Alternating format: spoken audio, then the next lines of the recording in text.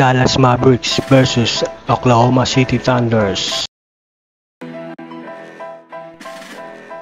First quarter, nakadalawang sunod na tres si Luka Doncic.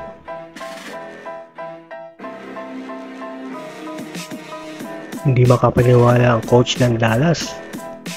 2-minute mark, lumamang na 10 ang Dallas.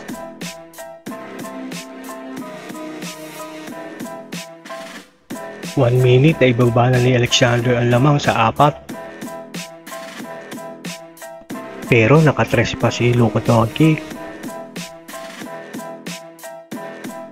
1.4 remaining, naka-buzzer beater ang Thunders.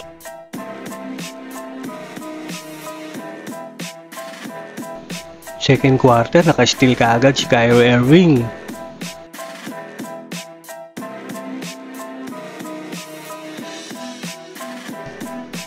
Eight minutes, gusto na tambakan ng Oklahoma City Thunders.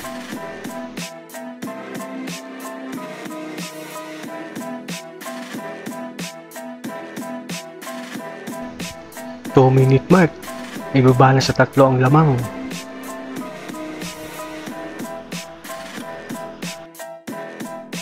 Ten seconds, nakapasok pa ng tres ang Dallas Mavericks.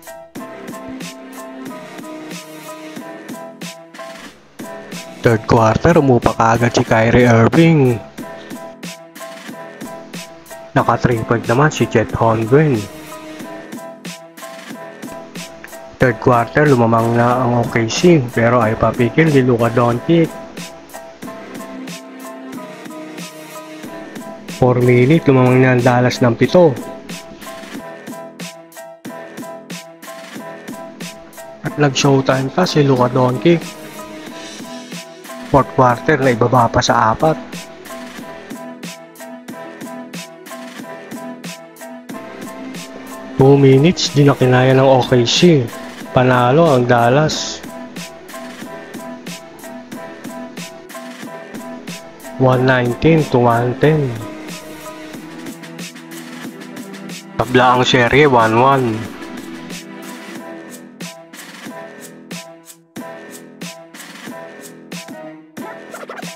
How do they do that? Don't try to apprehend them.